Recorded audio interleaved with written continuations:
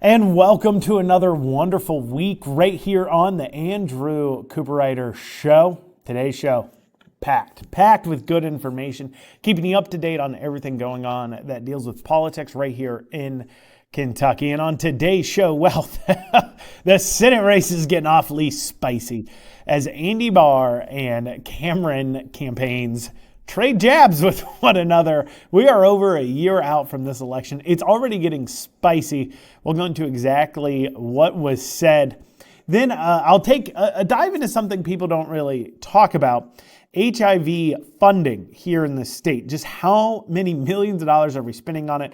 How many people have HIV even in Kentucky? And what's going on here? Is it maybe funding something else? We'll take a look at that. Then we'll dig into an interesting story out of Louisville, and then we'll end on Senator Berg decides to screech in the Senate about something that has nothing to do with the bill that's in front of her. Just she's really upset that Republicans are super duper mean to transgender people, I guess. We'll have all that and more today on the Andrew Cooperrider Show. Conservative, constitutional. It's the Andrew Cooperrider Show, keeping you informed on what's going on right here in Kentucky.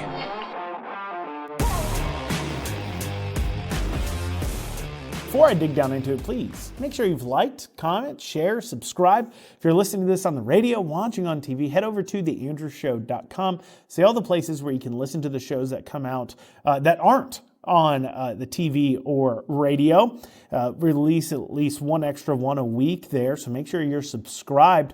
Also, make sure you've subscribed as well to the Twitter, or X, I guess. I'm sorry, Elon. Subscribe to the X account if you're listening there, or if you want to, follow at KY Cooperrider. You can also follow me on Facebook, Andrew Cooperrider. But without further ado, let's dig down into it. So obviously, since I last spoke, McConnell has decided to go ahead and announce on his birthday that he's no longer running for office. Of course, this creates all the normal cliche posts about how he's served a long time and has done a lot for Kentuckians and so on and so forth. You know, people like to cast this idea that McConnell's done a lot for Kentucky because he's able to bring back a lot of pork, but they ignore some of the things that he did that really hurt Kentucky, such as when he helped pass at least voted for the Clean Air Act in the 1990s. I mean, he even knew he was killing the coal jobs in Kentucky, voted for it anyways,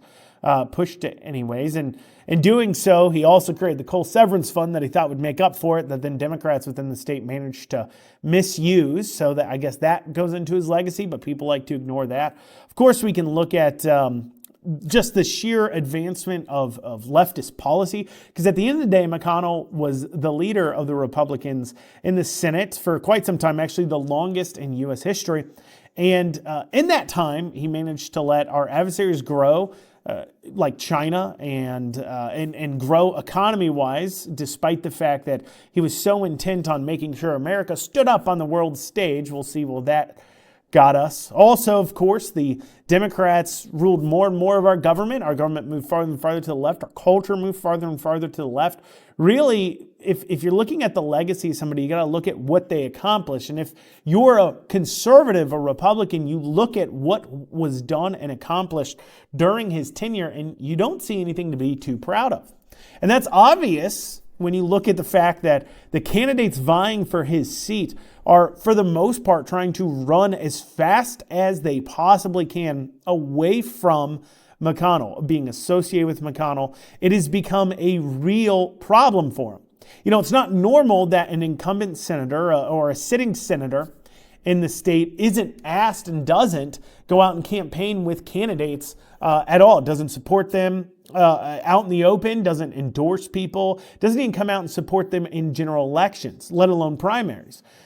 Generally, you do see some of that. I mean, you saw Rand Paul coming out heavily for Cameron in this last governor's election. You'll see Rand Paul cut videos endorsing just about every single Republican that's running for office in a general election. But it's fascinating that nobody even asked McConnell to do it for them, because Quite simply, he's become such a political liability. And any time that you have somebody holding an office that their endorsement of you to take over their office would actually be a negative, not a positive, that tells you everything you need to know about what their legacy actually is. You can pretend that history will look back on him fondly, but, fact of the matter is history is wrote by the victors, and right now the victors are, of course, the conservatives in the Republican Party, not the neoconservatives that McConnell associates himself with. But with that opening up on the same day that he decides he's not running, literally almost the same minute he's making that public announcement, Daniel Cameron launches his campaign for Senate. Now, regardless of how you feel about any of these candidates, I'll try to shoot straight on all of them as much as I can without letting my personal biases come into play any which way or that. And so keep that in mind as I'm speaking, and I'm not trying to represent necessarily what I believe, but just the facts and news and just a little bit of a third-party kind of analysis, trying to do unbiased analysis of campaigns as far as making good decisions and bad decisions. And I think that Daniel Cameron literally announcing the second that Mitch McConnell was stepping down was a bad move on his part, because it does certainly create the appearance that there was coordination between Daniel Cameron and Mitch McConnell to do so. And as I said, this is a race where you're going to want to run away from being associated with Mitch McConnell as much as you possibly can. And for some reason, Cameron and his campaign decided to go ahead and do some sort of, I guess you'd call it embracing of McConnell in a way. Now, of course, we have to take into account that Cameron did have McConnell's ex-chief of staff, Terry Carmack, current chief of staff, Terry Carmack, running his campaign when he was running for governor after the primary election. I mean, Cameron's ties to McConnell's are obvious. Cameron, for the most part, if he doesn't want to talk, he tries to honestly not talk about things as much as he can. And some would say that's what hurt him a lot during that governor's election. However, Andy Barr, seeing that Cameron was getting all this attention, he had to fire back. And to pause here for a second, too, just on the sheer media cycles, when you're thinking about declaring and running for office, and just something you notice. So when you haven't declared yet for office, but you're an obvious contender, you've made it clear, you still get mentioned in all the articles. If you're trying to create news cycles and excitement about your declaration, well, what you do is I would have waited just for that reason. I mean, Andy Barr didn't declare right away. He's still waiting. We all know he's going to run. He's talking like he's going to run. But as news stories get printed, you will still be mentioned as a contender.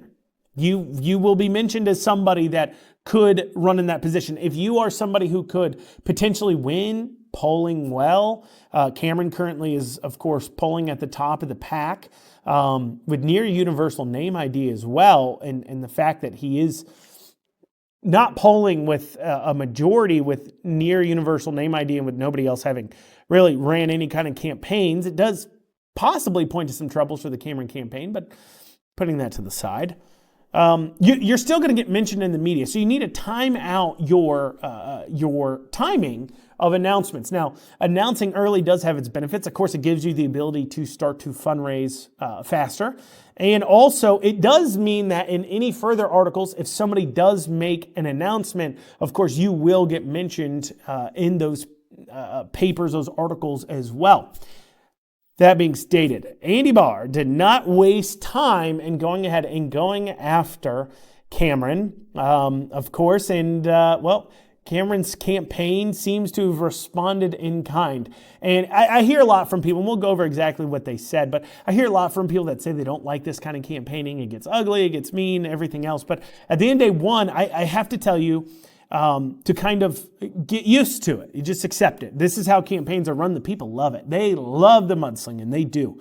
But also, when it comes to being an informed voter, if you're trying to find out why you shouldn't vote for somebody, honestly, their opponents is your best source of the reason why, because they're not going to tell you what's bad about them. People say, I wish people would just come out and talk, and then it'd just be a battle of ideas. Well, but you're only getting the rosiest picture of somebody. If you're trying to determine if somebody actually is going to follow through on their word, are they actually going to do what they say they're going to do, you need to know about the skeletons in their closet. What's their past? Because that tells you their future intentions. And if you aren't going to hear it from the candidate, well, the only place you're going to hear it from is their opponent. So we'll go over exactly what they said after this short break. break. And you're back here on the Andrew Cooperrider Show. So, Cameron, Barr, trading jabs. We'll start off with what Barr had to say. So, Barr comes out after Cameron's announcement and says, when President Trump endorsed Daniel Cameron for governor, Daniel embarrassed the president and our party by losing in a state that President Trump won by over 30 points, including losing Andy Barr's district by 19 points. Now, this is going to be the attack line from Andy Barr. I think one of their main ones are going to start off early with when it comes to Cameron. They might go after him on his McConnell ties, of course, too, as well. But this is going to be one of their strong attacks out of the gate because this statement here tells us a few things. One, Andy Barr is going to run on a I'm super duper pro-Trump line. That is going to be what he reverts to in order to try to convince people to vote for him. Now, it's a risky maneuver by Andy Barr's campaign to, if they're going to base themselves around being a super duper America First super MAGA candidate, because enter the possibility that Trump endorses. Or if Trump doesn't endorse, but J.D. Vance does, or Donald Trump Jr. does, or Vivek Ramaswamy does, or Rand Paul does, or Thomas Massie does. Imagine these people endorse, while you're saying I'm super duper MAGA, everybody else is going to be saying it too. I mean, it's going to be who's the Trumpiest of the candidates, which it's just risky for that to be your entire campaign when you're running the risk that Trump may endorse. It's risky. Now, Cameron, though, responded to Andy Barr's claim, which, by the way, Andy Barr isn't even declared yet, and he's throwing shade, which is hilarious. And also, too, pause on the actual substance of the attack. I don't think this dog hunts too well. Generally speaking, we've seen across the country that, Republicans don't punish losers of campaigns. They didn't punish, for example, Kari Lake in Arizona. They didn't punish Donald Trump in the presidential primaries. They typically don't punish people who've lost general elections but have won primary elections for having lost in the general election. It doesn't really enter their mind. So, like I said, this may be something more for the donors, maybe it's for the party, but I just don't see this dog hunting too well with the average voter in and of itself. I mean, it's a thought process, but like I said, looking at voters' behavior, I'm not seeing this as super great. But regardless, Cameron then replies, one of his campaign strategists here, Brandon Moody, replies with, Daniel Cameron is up 30 points on Andy Barr in the latest statewide polling. So Andy is a little confused about electability. Probably too much wine last night from his 100th lobbyist dinner of the month. Let me tell you, that's a spicy meatball right there. He basically just said that Andy is a wine-drunk shill of the lobbyists in one simple statement.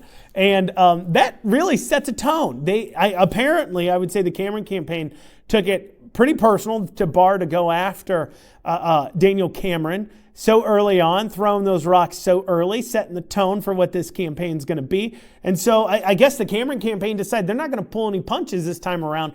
They're going to go hard in the paint here. They're going to defend their position and come out swinging, and they did. And so, I posted about both those things on my social media. Make sure you give them a follow there. But a lot of comments, probably by now hundreds of comments across all my posts on both X and Facebook on this campaign have gone on. And one of the things I'm seeing a lot of is people calling for Massie to go ahead and run. In fact, Massie even tweeted out a poll asking if he should run for Senate, run for governor, or stay in Congress. Now, here's the thing. Now, we've mentioned on the show Nate Morris before. And Nate Morris is a heavily talked about person running there for the Senate. In fact, he put out a video when McConnell declared. Let's go ahead and we'll take a listen to that. I'm standing live here at CPAC. I just heard the news that Mitch McConnell is retiring. One of the things that we cannot have in Kentucky is another puppet for Mitch McConnell. The candidates that are looking at this race, Andy Barr and Daniel Cameron, have refused to call out Mitch McConnell for the sabotage of President Trump's agenda. We cannot have a Mitch McConnell puppet filling his seat. This is a seat that belongs to the people. and we need to send someone to Washington who's going to fight with President Trump. So there you go. That's what he had to say when McConnell said he wasn't running. And so he's being talked about heavily. He's putting out videos, clearly campaigning. Here's the thing, is that Massie and Nate Morris, I do not think would run at the same time. Because, Nate Morris, one, has given a lot of money to Massie. Maxed out to him in 2022, gave him a fair amount in 2020. Nate Morris comes from the Rand camp. In fact, here is a headline from 2015 from Bloomberg. It says, Rand Paul's money man, Nate Morris leverages trash contacts for political cash. Now, Nate founded Rubicon, a waste management software company, hence the trash line trash contacts, because he contacts from the trash industry.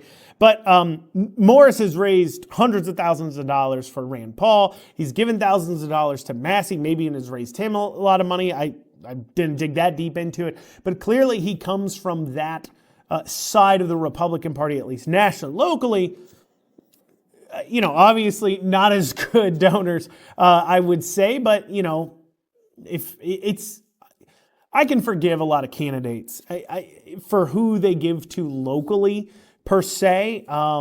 If they're not running for, per se, a local office, I don't know how much they're paying attention to necessarily local politics. Maybe you don't, and this is coming from somebody, I'm trying to keep an open mind about Daniel Cameron, Andy Barr, Nate Morris, and, he did donate to one of my opponents in an election. I just have to assume he didn't know who I was, or he would have donated to me. So I will put it to the side there. And I'm saying that based upon who he supported. I had Thomas Massie support in that state Senate election. I'm sure if he was aware of it, he wouldn't have donated money to my opponent. So, but putting that to the side, nationally, he's given a lot of money to the right people. And so when we take a look at that side of things, coupled with he's aggressively kind of pushing out there right now. Also, too, the people who are liking and sharing and commenting on his posts are from those camps within the state, the Massie Rand camps. So I don't think Massie runs and Nate Morris runs for Senate. I think one or the other runs. And I don't think Massie runs for this reason. Because right now, with Morris running, he could potentially, because apparently he's friends with J.D. Vance, and Donald Trump Jr. even retweeted out one of Nate Morris's videos saying he's, the kind of candidate that he would endorse. So with that in mind, the best that Andy Barr and Daniel Cameron could hope for, I believe, is that Trump just doesn't endorse at all. Because if he does endorse, well, it's a pretty good shot that he ends up endorsing Nate Morris. However, if Nate Morris doesn't run and Massie does, I actually think that could push Trump to not endorse some other people. Because Trump historically has had some odds with Massie.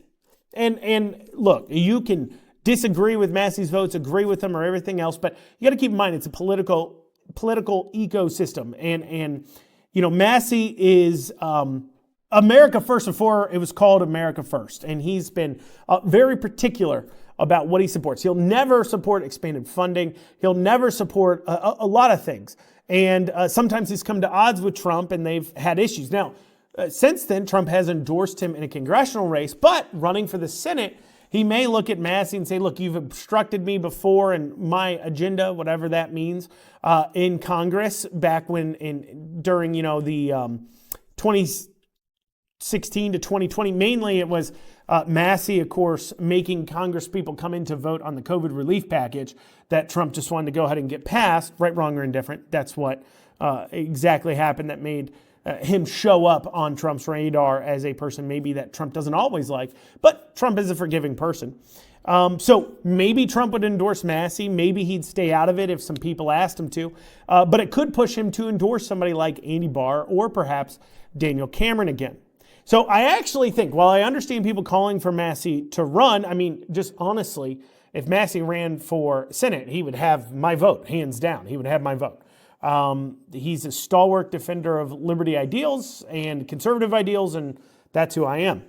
But tactfully speaking, him running may actually result in somebody like Andy Barr or Daniel Cameron winning. And if you're from that side of things, that maybe gives you pause on pushing him in. It seems like Massie would be a clear favorite because he has so much polling support and grassroots support. However, like I said, does that spur Trump to get into the election? Just something for you all to think about. Well, coming up after this, I'm going to dig into something that nobody ever does, and that's on HIV/AIDS spending in the state. Millions of dollars being spent when the population of people with HIVs is relatively small. We'll go into just how much money, these contracts, what are those numbers after this short break. You're listening to the Andrew Cooperrider Show, your source for Kentucky politics.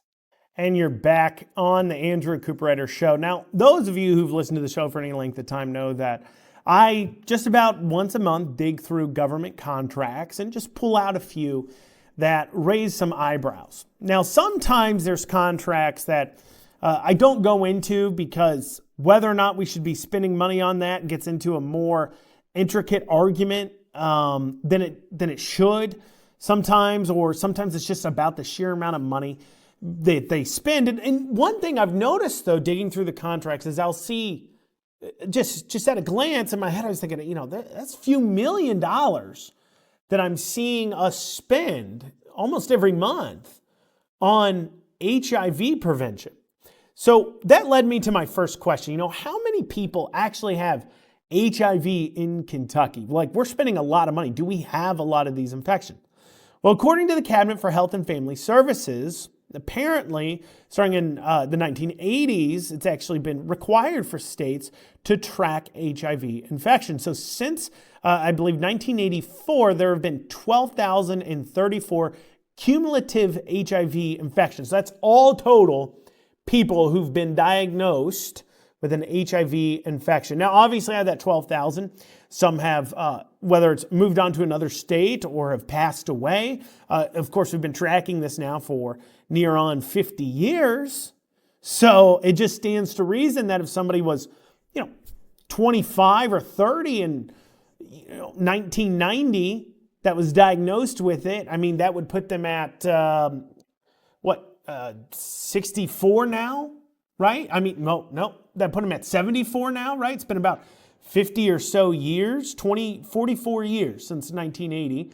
So if they were 25 at the time, that'd put them at near on 70 years old, 30. They'd be, so I'm just saying it's obvious that out of those 12,034 cumulative infections, I would say a fair chunk have either moved to different states or have passed on. But let's just take that 12,034 number at face value.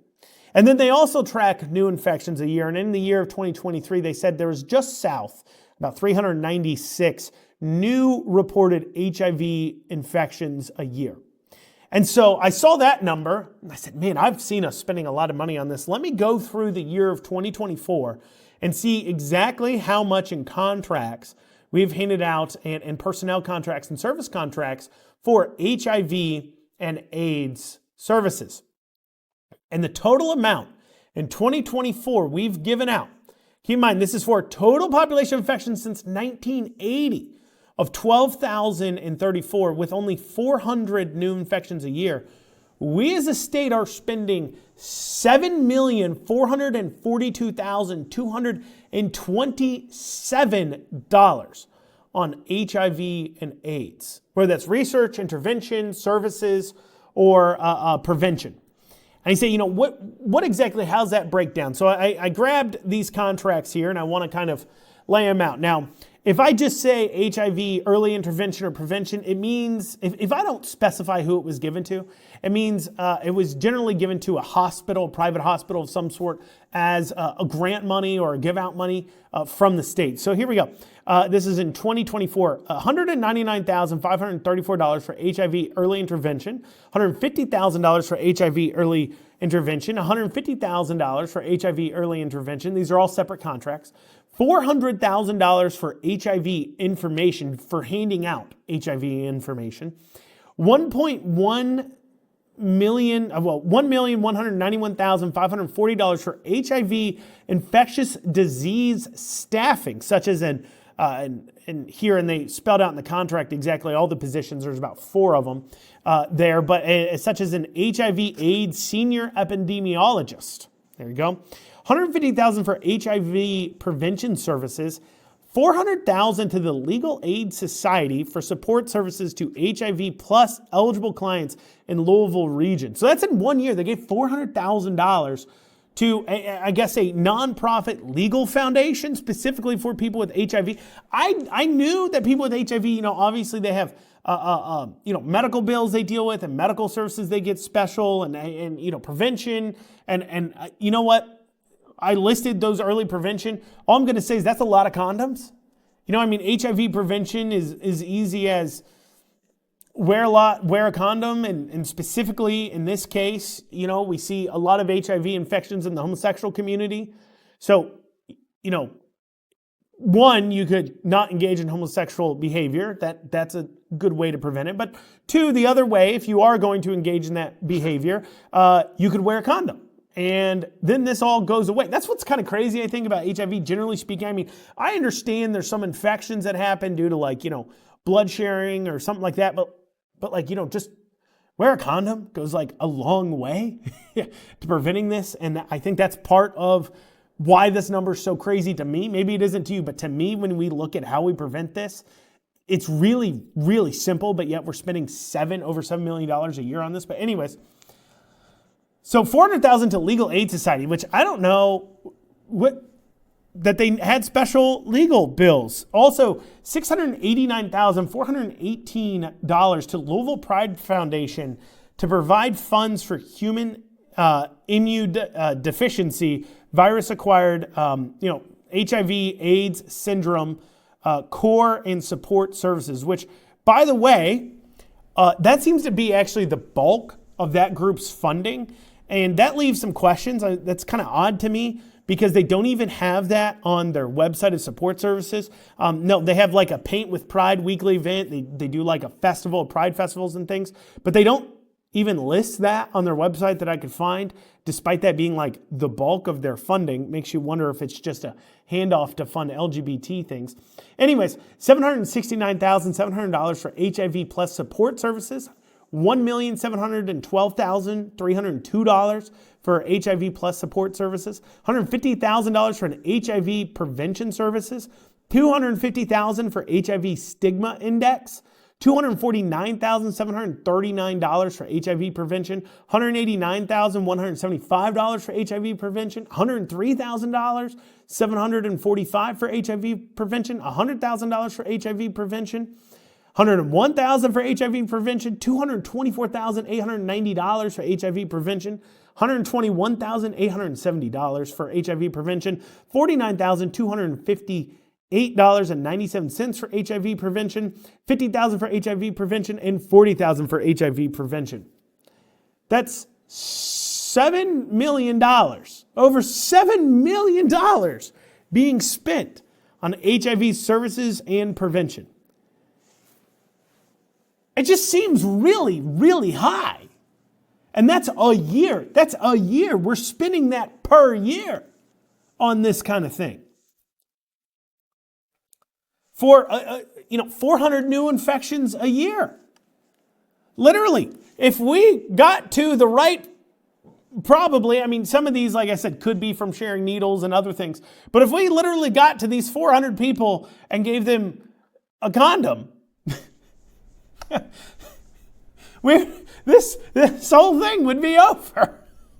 We wouldn't have to spend $7 million a year. This is insane. $250,000 for an HIV stigma index? What is that even measuring? HIV stigma, I guess I'm the reason why it exists, because people have thoughts like I do, hey, maybe don't share needles and, if don't engage in homosexual behavior, and if you do, protect yourself against diseases. Maybe it's because we think that way, and that's because we have a stigma. Obviously they're not doing a very good job of dispelling that belief, as they would maybe call it a myth. Because I think most of you probably listening to this would agree with me that this is a ridiculous amount of money to be spending on something that affects so few people. This is, per infection per year, this is over $15,000 a person. $15,000 a person.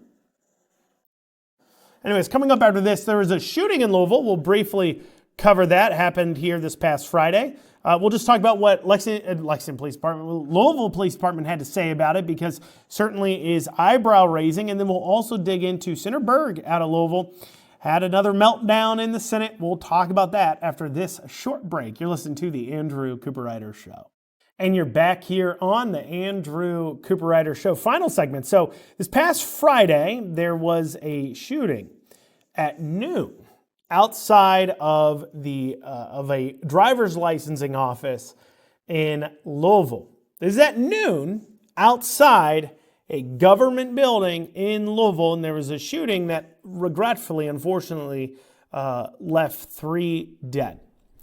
Absolute tragedy. And just for a second, to remind you, this happened at noon on a Friday, right outside a government building. The Louisville Metro Police Department then issued a statement about the shooting, and they ended by saying, and this was the thing that really blew me away here, they ended by saying there was no threat to the public. There was no threat to the public. Let's rewind for a second here. A shooting happening at noon in front of a driver's licensing office is 100% a threat to the public. I guess the 3 people who were shot were not a part of the public? Were they? I guess they were workers there? Did the driver's licensing process go that bad? Were they not members? To sit there and say no threat to the public when 3 people died is ridiculous. Now, also, even if those people somehow weren't a part of the public, it was at noon, somebody catching a stray. Like, I could understand saying, look, this is no threat to the public when it was 3 a.m. inside a drug house and there was a shooting. Like, that still, the people surrounding them could be a part of the public, one would say, and would run the risk of course, catching a stray bullet. But I could maybe understand that a little bit more. But this was at noon on a weekday in front of a government building. The other thing that's truly crazy to me about this comment, there's no threat to the public, is according to reports, the person who committed the shooting was still at large, had driven away. And the police hadn't come out and said that they apprehended them. That would have been more straightforward, of course, if they had said that. No, they just said there's no threat to the public. I guess this is the way we paper over the idea that, Louisville is not becoming a wasteland of crime. It's funny, Louisville schools, Franklin County schools, Jefferson County schools, Louisville schools, JCPS. I remember this was recently, there was a kid who'd gotten caught with a gun at school, and the school put out a report that at no point was any students in danger in the school. The kid had a gun in school, and they're like, at no point was anybody in danger. Okay.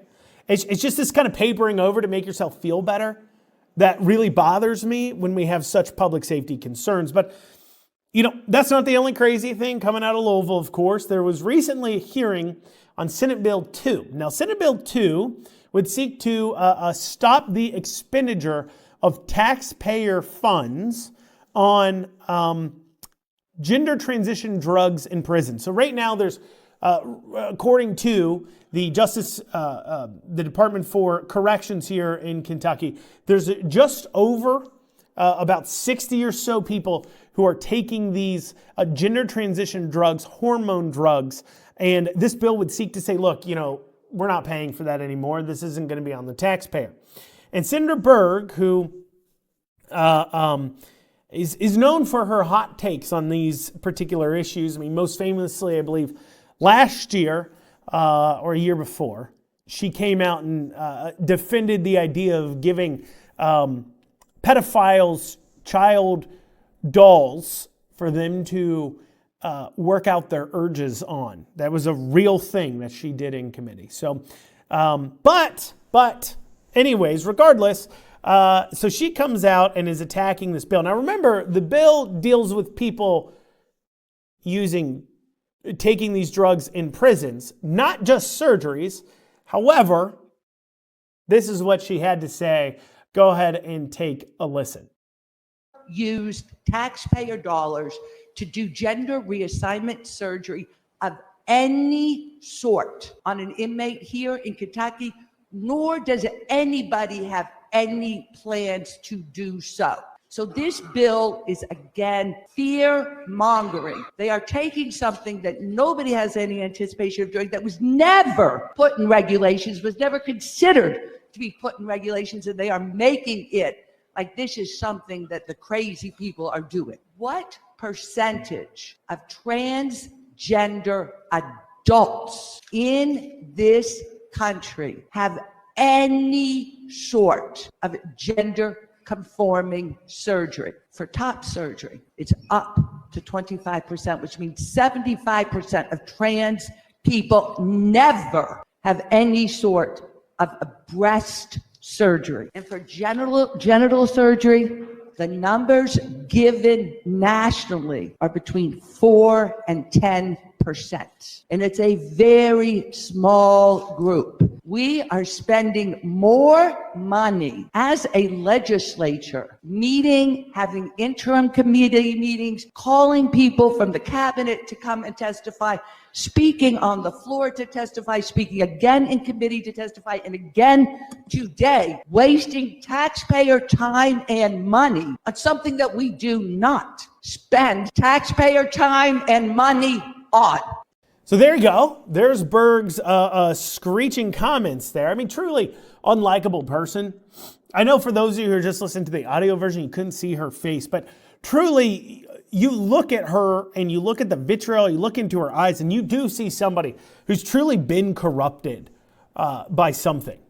You know, some people would call it Satan, but she's definitely been corrupted. And so the problem, though, with her entire argument here is that the bill doesn't only deal with surgeries. And then even if it was, her defense of it was, well, this isn't currently happening. In fact, only 25% of transgender people get surgery. So, you know, why are we even passing a bill? 25% people maybe get transgender surgeries. We don't need to ban this. So it isn't happening, but it does happen, but only 25% of the time. But it's never happened in prison. But the bill is dealing with drugs as well being prescribed that is over 60 people. So her defense is we're wasting taxpayer money talking about this that isn't even happening, but it actually is happening. And so her comments literally don't make any sense. Now here's the other unspoken problem that I think Democrats should be forced to reckon with. And I was talking with a few individuals who have been in Kentucky prisons, and they're activists for, restoration of voting rights and jail reform and several other things. And we agree and disagree on some things. But when this issue came out originally a few months ago, and I originally reported on this going on and coming to the surface, I asked them about this. And one of the things that they said that alarms me, that isn't getting talked about at all, was that many a times the men who are taking these drugs are not doing so willingly. And I know it's not common that we want to at all feel bad for people in prison. And so sometimes it's kind of iffy to talk about these issues just because people are like, you know what, forget it, they're in prison, they did wrong, they deserve to be punished. But it's a fact of the matter that men do get raped in prison, and serially raped in prison, especially when they're amongst longtime offenders. And what these people inform me of is that many a times the people who are taking these drugs are not doing so willingly, but their rapists, under threat of more violence, is making them take these drugs so they are more effeminate, so they have softer skin and are more like a woman and grow breasts and all kinds of other things. And so you literally have a situation where you have men being violently sexually assaulted in prison, and Democrats are over here defending the idea that we should go ahead and allow their rapists to continue to, against their will, force these men, the men that they're raping against their will, of course, that's what raping is, but against their will, taking the drugs to make them be more effeminate. And I guess it's par for the course for Democrats not have a problem with forcing people to take drugs and medications they don't want to take. That's COVID for you. But it is very alarming to me that that isn't a part of the conversation.